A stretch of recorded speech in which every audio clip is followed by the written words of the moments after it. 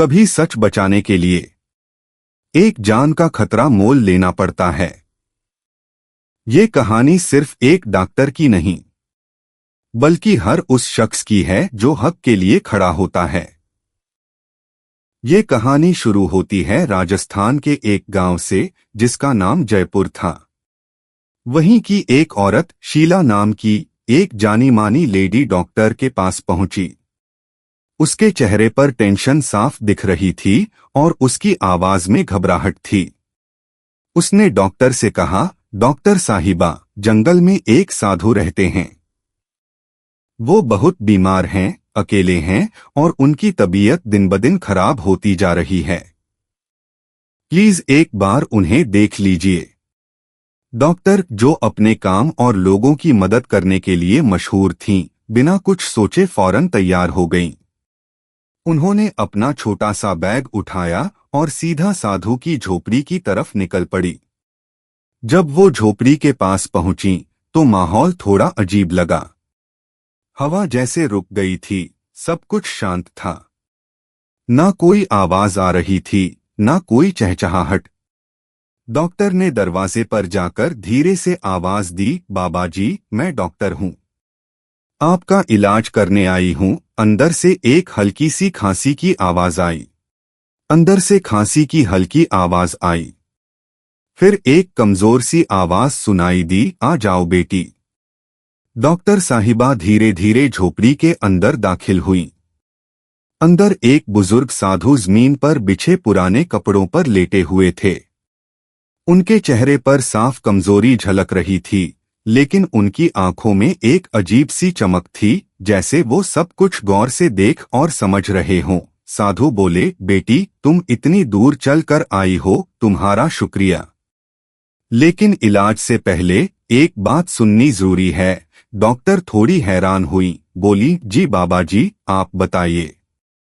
साधु ने कहा, मैं चाहता हूं कि तुम यहां आने के बाद एक वादा करो कि तुम जो सच्चाई देखोगी उससे घबराकर वापस नहीं जाओगी। डॉक्टर ने हल्की सी मुस्कान के साथ जवाब दिया, मैं वादा करती हूं, मैं डर के भागूंगी नहीं। साधु ने एक गहरी सांस ली और बोले, तो सुनो। हाँ, मैं बीमार हूं, लेकिन ये बीमारी सिर्फ जिस्म की नहीं, इससे कहीं ज्यादा गहरी बात है। वो दरअसल नहीं चाहते थे कि मैं यहां रहूं। उन्होंने मुझे यहां बुलवाया था ताकि मैं अपनी आंखों से हकीकत देख सकूं। अचानक झोपड़ी के बाहर किसी के कदमों की आवाज आई। सूखी टहनियां चरमराकर टूटीं और फिर दरवाजा जोर से खुला। 3 अनजान मर्द अंदर दाखिल हुए। उनके हाथों में लाठियां थीं और चेहरों पर सख्तगी साफ झलक रही थी। उनमें से एक आदमी ने गुस्से में कहा, डॉक्टर साहिबा, ये बाबा झूठ बोल रहा है। इसकी अकल ठीक नहीं। आप फौरन वापस चली जाएं। डॉक्टर ने एक नजर बाबा की तरफ डाली, फिर उन आदमियों को देखा और तभी उन्हें एहसास हुआ कि यहाँ कुछ ना कुछ छुपाया जा रहा है, ऐसा राज जो शायद इस पूरे गांव और जंगल की किस्मत बदल सकता है। बाबा ने नीची आवाज में कहा, बेटी, अगर तुमने मेरी बात लोगों तक पहुंचा दी तो शायद ये लोग रुक जाएं। लेकिन अगर तुम डर गई तो सब कुछ यहीं खत्म हो जाएगा। वो एक ऐसा लम्हा था जहां लेडी डॉक्टर को एक बड़ा फैसला लेना था। अंदर का माहौल कुछ भारी सा हो गया था, जैसे हर चीज थम सी गई हो। बाबा की आंखों में एक अजीब सी गहराई और सजगता थी। बाहर बारिश की हल्की हल्की बूंदें झोंपड़ी के दरवाजे पर टपक रही थीं। डॉक्टर साहिबा के सामने अब 2 रास्ते थे, या तो चुपचाप अपनी जान बचाकर लौट जाएं, या फिर इस बूढ़े बाबा का साथ दें और हकीकत तक पहुंचें। लेकिन ये हकीकत इतनी आसान नहीं थी। बाबा ने धीमे लहजे में कहा, बेटी, अगर तुम मेरा साथ देने का इरादा रखती हो तो तुम्हें अपने डर से सामना करना पड़ेगा। ये जंगल तुम्हारी कड़ी परीक्षा लेगा, और जो इस जगह की सच्चाई जान लेता है वो फिर पहले जैसा नहीं रहता। फिर बाबा ने झोंपड़ी के कोने में रखी एक लकड़ी की संदूकी खोली। उसके अंदर कुछ पुराने कागजात थे, पीतल की एक छोटी सी मूर्ति और एक लाल कपड़े में लिपटी हुई चीज रखी थी। बाबा ने बताया, ये वो सबूत हैं जिन्हें मिटाने के लिए कुछ लोग तुम्हें यहाँ तक ले आए हैं। और शीला, वो भी उन्हीं लोगों में शामिल है। अब फैसला डॉक्टर के हाथ में था, पीछे हट जाएं या सच का सामना करें। डॉक्टर हैरान रह गई। शीला ने तो साफ कहा था कि आप बीमार हैं। साधु ने हल्की सी मुस्कुराहट के साथ जवाब दिया, हाँ, वो जानती है कि तुम सच्चाई नहीं बोल सकती, लेकिन अगर ये कागजात मंदिर तक पहुंच गए तो उनका सारा प्लान नाकाम हो जाएगा। हमारे पास ज्यादा वक्त नहीं है।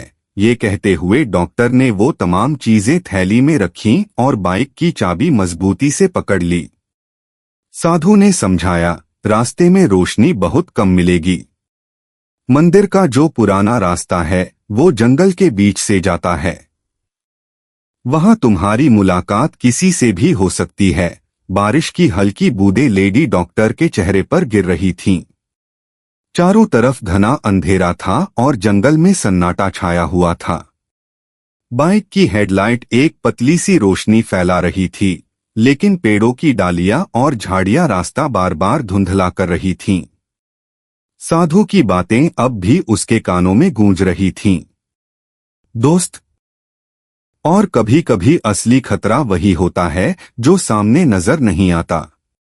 कुछ ही दूर एक संकरी सी पगडंडी थी जो मंदिर की तरफ जाती थी। डॉक्टर का दिल तेजी से धड़कने लगा, लेकिन उसने खुद को रोका नहीं। उसने बाइक की रफ्तार और बढ़ा दी।